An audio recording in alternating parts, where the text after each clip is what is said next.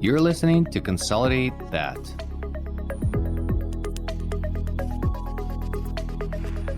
Ukraine is my motherland. It is now under a savage attack by Russia. Ukraine is shielding Europe and the rest of the civilized world from Putin's barbaric aggression. Ukrainians are brave and effectively fighting back. Let's help. Make a donation to Armed Forces of Ukraine. Link is in the show notes. #StandWithUkraine. Welcome back to Consolidate That. Ivan, it's good to see you again. Looks like you've been maybe fishing a bit. You got a nice little bit of sun, so I'm jealous. It's too hot. When I go outside here, I just cook from the inside out, I think. So it's nice to see someone can enjoy the weather.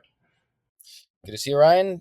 Excited about this new episode. Yes, I have been fishing and then just boating 2 days in a row. So I do look a little bit like Trump. So, the perks of living up north. There you go. Yeah. Well, I'm excited today about our guest. This is an exciting episode for me. Today we have Bill Snow. Bill is an experienced M&A professional with over 30 years of professional experience, including almost 2 decades as an investment banker. He has written articles for online sources as well as books about mergers and acquisitions. One of them, Mergers and Acquisitions for Dummies, which I started to read because I feel like one. Second edition, May 31st, 2023, Early Stage Capital, Venture Capital 101, and Personal Marketing. He has presented at universities including Northwest University, DePaul University, IIT Kent, and Harvard Business School, as well as the Thomson Reuters Midwestern M&A Private Equity Forum, Chase Bank, Huntington Bank, Ice Miller, the Illinois CPA Society, and University Club of Chicago. Bill is a Vistage speaker and has presented to groups in Chicago, New Orleans, Louisville, and Cincinnati. He has lectured internationally in Malaysia and the United Arab Emirates. He has an MBA and a Bachelor of Science in Finance, both from DePaul University. Wow, Bill, thank you for joining us for this episode. Welcome to the show. My pleasure. Thank you for having me. So we're going to take it from the angle of dummies that are building a company that is based on M&A strategy as part of it. So there's two sides to it. One is the M&A as the main sort of value creation for the investors. And then the second part of it is the operational excellence and efficiency, which is improving the targets that we acquire. Essentially, it's a roll-up in the veterinary domain. I wanted to ask you, so I started to bite into your book, and an interesting phrase that I heard, and it kind of caught my attention, was that M&A is one of the few industries where the seller has easier time to sell than the buyer to buy. Can you open up a little bit about that? Yeah. In mergers and acquisitions, doing deals, buying companies is quote unquote easier in relative terms. I don't want to say it's easy. It's not as easy as falling off a log, but making acquisitions, buying companies is far more difficult than acquiring companies for a simple reason. In most cases, the demand from buyers far outstrips the supply of sellers. And somebody is happy with the business, they make good money, they jump out of bed in the morning, they can't wait to get to work, they love what they do. You can't offer that person enough money to buy their company, because the mistake that I think a lot of buyers make is they view buying a company as akin to going to the grocery store. I'll walk down this aisle. Let's see, I need a can of soup. This aisle needs some bread. And this aisle, oh, let's get a company. Which one should I pick? Roles are reversed. When you're selling a business, especially if it's a good business, it doesn't have to be some incredible thing, but just a good, decent, well-run business that's profitable and growing. That buyer quite often will be the one that picks the sellers. The seller. The seller is quite often the one who picks the buyers, because you're going to get multiple offers. You can sell the company only one time. And that's a big reason why making acquisitions is difficult. Acquisition work is divided into 3 components: search, negotiate, and finance. That's oversimplification, but those are the main roles. And so the finance is usually easiest. There's plenty of money out there. You can get money. Negotiating, that's the fun part if you know what you're doing. It's the search aspect, simply finding something to buy. That is what is extremely difficult, and I think gets short shrift from acquirers, whether it's a smaller roll-up of doctors or vet facilities to big companies, multi-billion-dollar private equity firms. It's the search aspect that by far is most difficult. So do you think that now that we're doing this, I think we have as a buyer and as a consolidator, we have a product that is appealing to the doctors that are selling, because we offer a lot of the stuff to the employees in that particular clinic post acquisition. And there's an interesting thing that happened in our market. Our market was really the seller's market. So we had tons of the clinics that wanted to sell, and we have about 57 competitors to us that were buying in the last 2 years. But since the market kind of collapsed, if we can call it collapse, but when the interest rates went up and everything else, there was a big hit on our competitors. So actually, out of 57 right now, from what we know, there's only 5 to 7 that are actually actively buying. So it switched from the seller to buyer, and the multiples dropped significantly.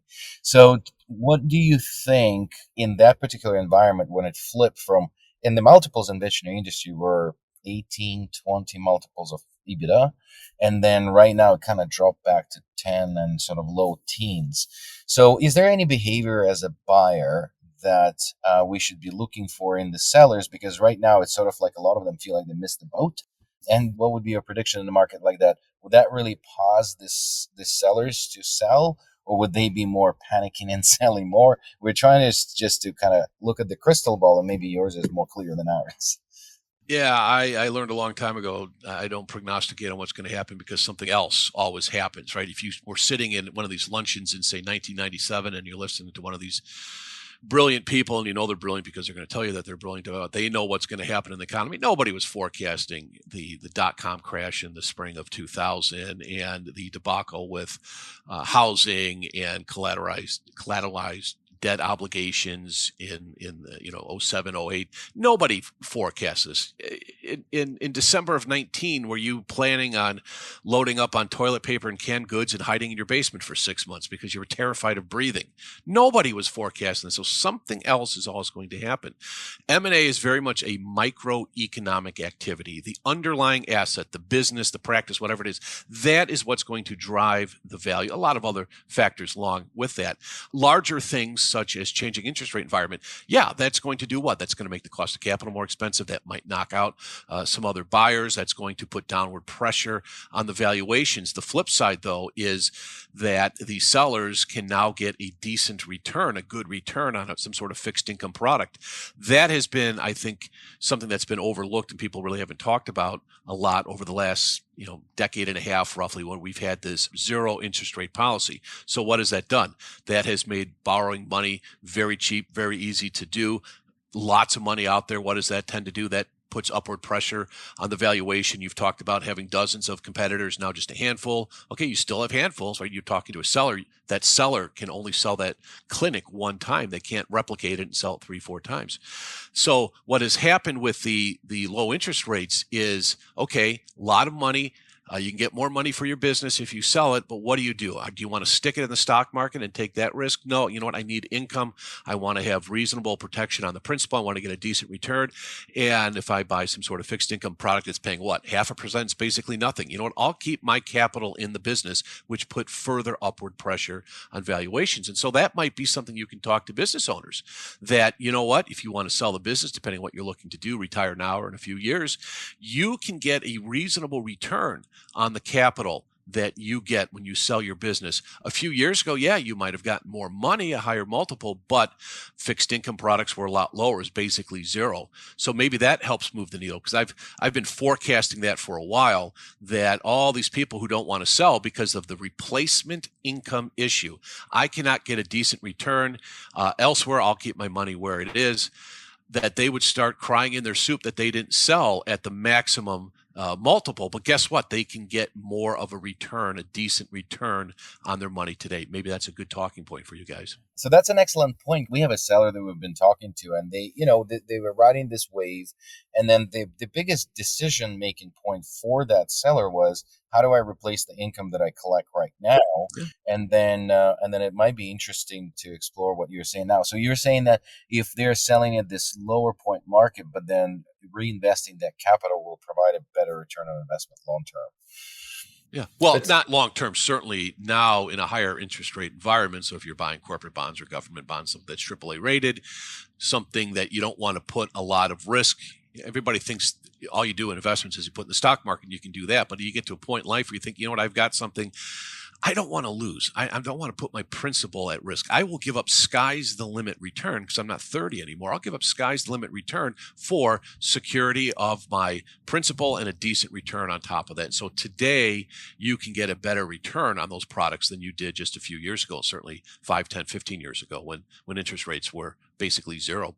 And that makes a lot of sense, especially for the sellers that are looking at, being on the brink or the edge of retirement as well, right? So that's something that you're going to need to be living off of that income or that sale price in the future. Very interesting. I always think, whenever you look at whether we're going into a recession or not, I know some of the GDP figures are saying perhaps not, some are saying yes, but all of those things, right? No crystal ball.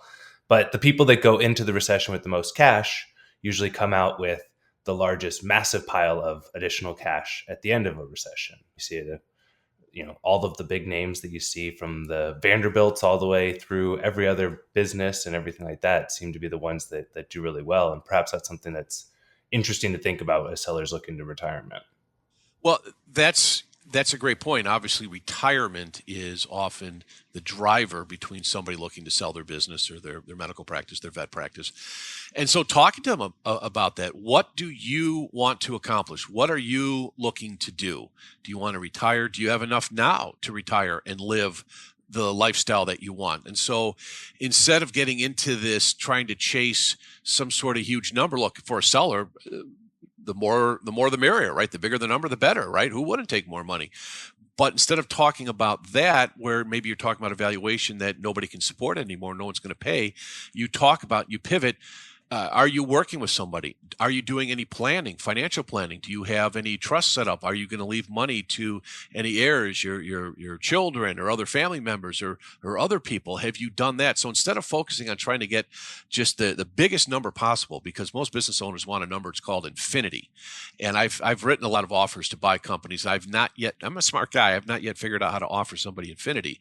But instead of trying to figure out that number, because whatever you put on that piece of paper, that email, is going to be a disappointment to the seller, because they go to work every day and they think, sky's the limit. It's a very exciting thing to be an entrepreneur. I'm going to create as much value. Sky's the limit now. Now all of a sudden you're selling the business and you get a very specific number or a small range of numbers, and that's almost anticlimactic. So if you're talking about what do they need to fund a gap in their planning so they can live their retirement, if they're retiring, exactly as they want to live, that's where you want to be. Is this enough to get it done? And then if they're working with somebody, maybe they're making, okay, I wanted 3 houses. Well, now this offer, I can only afford 2. Shoot, I can't buy the helicopter. They start making decisions like that. Okay, I can still live the way I want. And, maybe the alma mater doesn't get $100,000. I'll leave 10,000 or whatever. They can make those decisions with actual advice and actionable bits of information, as opposed to kind of sticking their finger up in the air and guessing, and where more is better, of course, but I'd rather have a specific plan that they're working on. I think that increases the odds of getting a successful deal done. I want to go back to what your comment on the most difficult part of the buying is sourcing the deals. Because as I mentioned, we seem to have a strategy that attracts the sellers, and we have a pretty significant pipeline.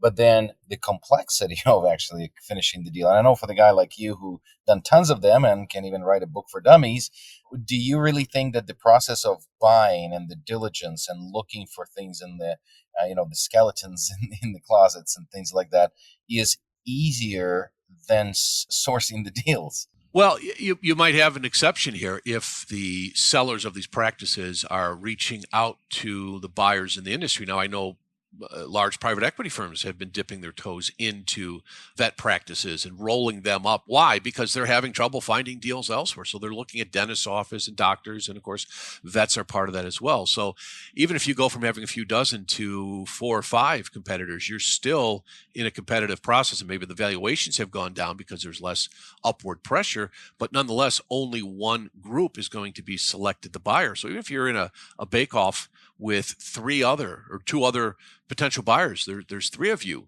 only one of you will win that mandate.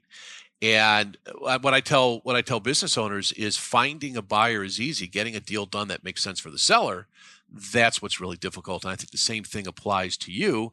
if you have business owners who are contacting you, well, why are they contacting you? Do they have really good businesses that are profitable and growing, or do they have some sort of other issue or some sort of extenuating circumstance that's causing them to reach out? Now I got to sell this thing for anything. I just got to find the next sucker to put up some money. I don't know if that's the case. I don't want to say that, but if they're reaching out to you, why are they reaching out to you? Maybe what we always talk about in M&A is having a thesis. So maybe you've got a really good thesis. So maybe you're talking about, we can do a lot of the things that you don't like to do. Now you can focus on creating some liquidity, maybe working for a few more years and retiring, and focus on what you really enjoy about the business, which maybe is taking care of the animals. Maybe all that back office stuff and staffing and hiring and payroll and insurance, all that stuff is not as exciting. So maybe, I don't know what your thesis is, but maybe that's your thesis or part of your thesis, that you guys can come in there, offer a lot of that. So this is something you're offering the seller. We'll put together a very fair package, and here's all the other things that come along with doing a deal with us. We will give you some money, help you retire. You can focus on what you enjoy doing, and all that stuff you hate, we take care of. That's interesting.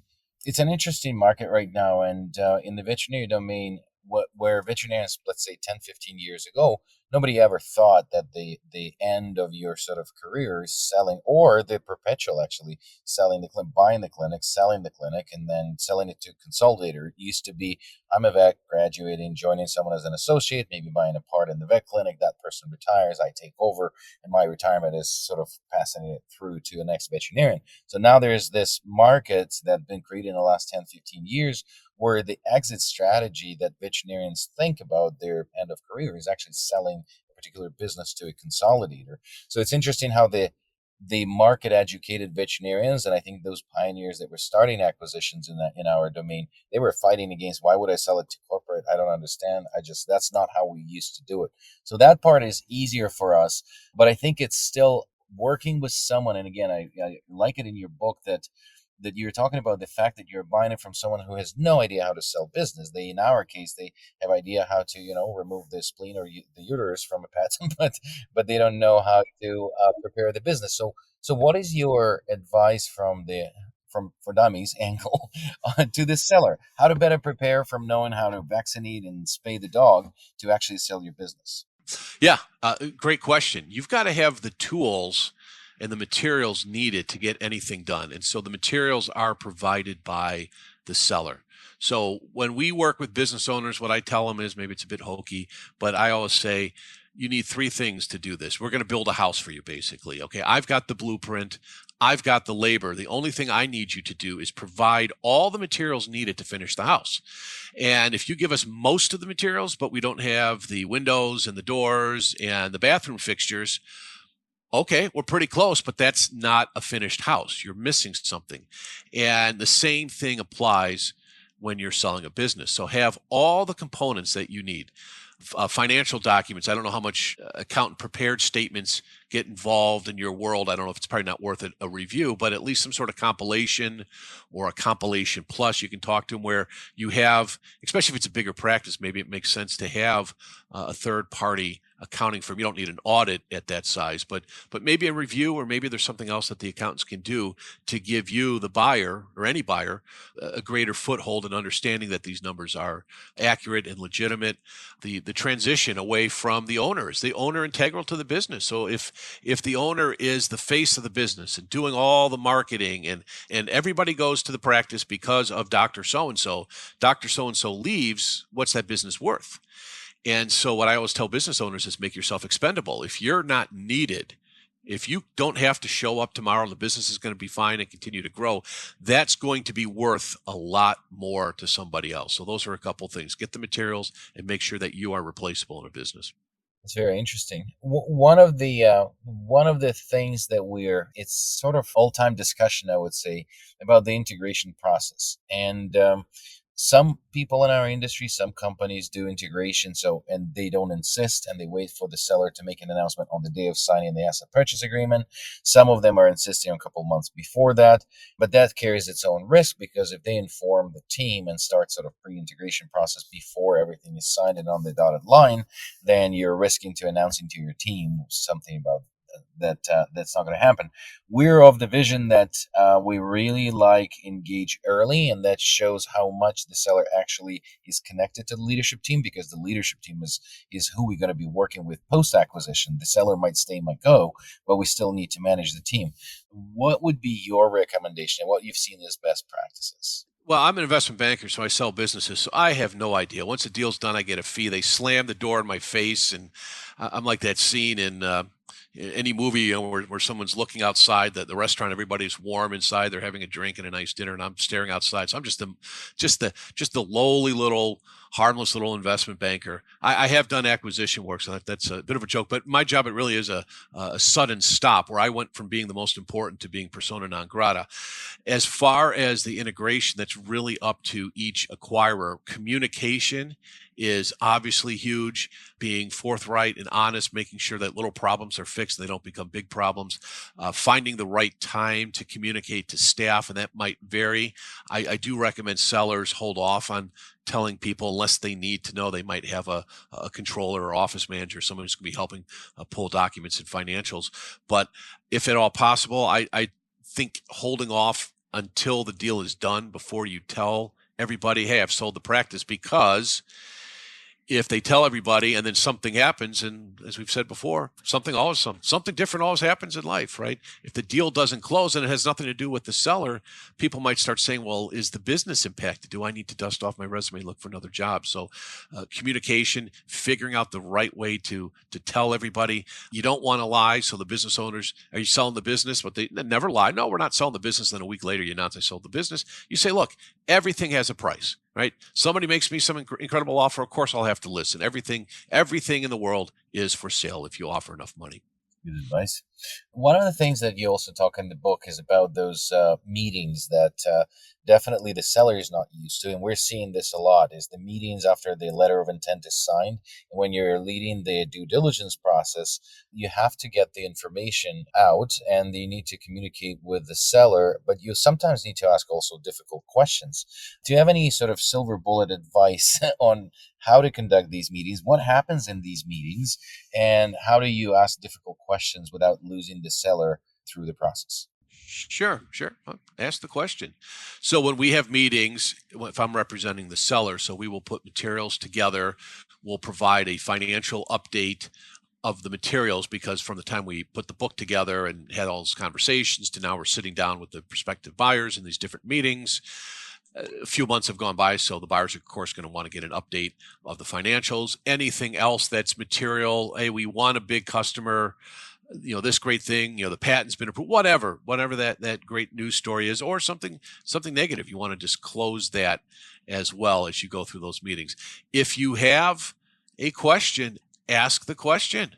Okay, if it's something that you need to know, you're not going to know unless you ask the question. So if you can give me some examples of difficult questions, maybe I can give you a more specific answer. But if you do have questions, the meeting is the time to ask that question. What we tell sellers as well, because a lot of times, look, no business is perfect, right? Everybody makes bad decisions or a mistake. That's just life. That's called business, right? It's how you react to that and fix those issues and problems. So a lot of times business owners don't want to talk about something. They're embarrassed. Oh boy, this was a big mistake. This was a boondoggle when we did that. You're better off getting it out in the open, because when you go through due diligence, a good buyer is going to uncover all those problems. So instead of finding a problem that was hidden, if you can say, look, we made a decision to do et cetera, et cetera, et cetera. It didn't work out. Here's what it cost us, and here's how we fixed it. That becomes a 2-minute conversation, if even that, at a business meeting, as opposed to if you try and hide that, someone's going to say, what's going on, why you're hiding this? And now you've created a big problem where you didn't have a problem. So as with everything, communication is key. Yeah, it's interesting. And the challenging conversations come from the, because we're acquiring businesses that are run by a person, and it's a small, very small business. It's sort of like almost like a family. So obviously people run a lot of stuff through the company, and they have their personal cars, and then they have, a lot of things that they're sensible things to do, but then it becomes sort of like, a being a vet, I would call it a colonoscopy, that you're getting exposed to everything that you have done, which were, they're sound decisions if you're a business owner, but when you're selling it, they also may affect your final valuation because it's based on the EBITDA, and then the ad backs may change through the process.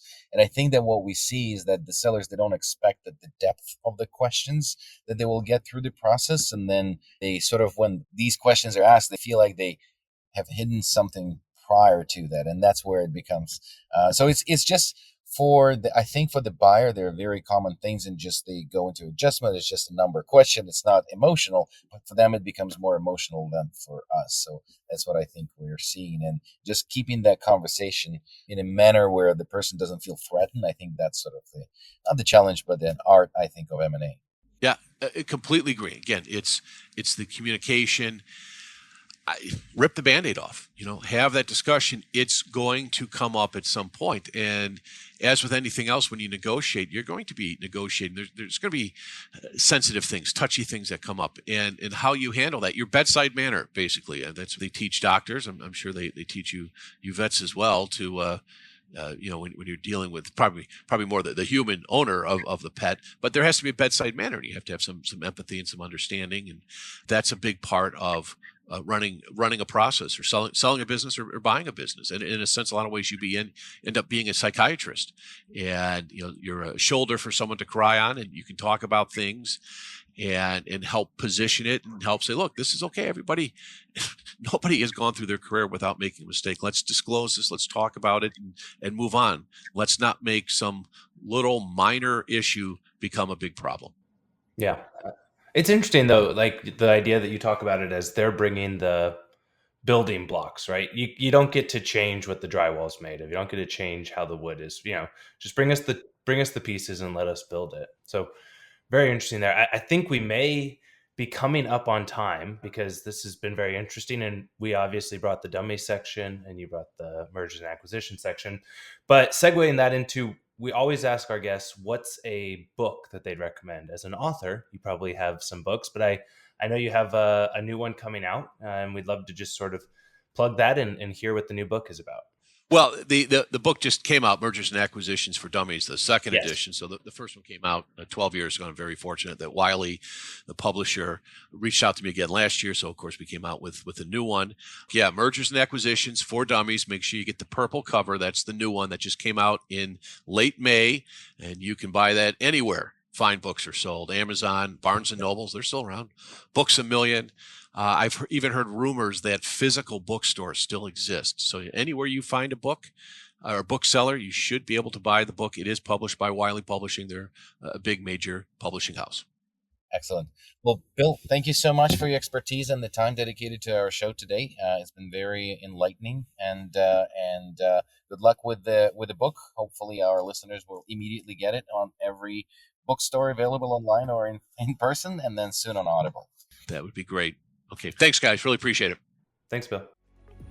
Thank you so much for listening to Consolidate That. If you want to hear our new episodes, please find us on any podcast platform. Also, you can learn more about us on our website at galaxyvets.com.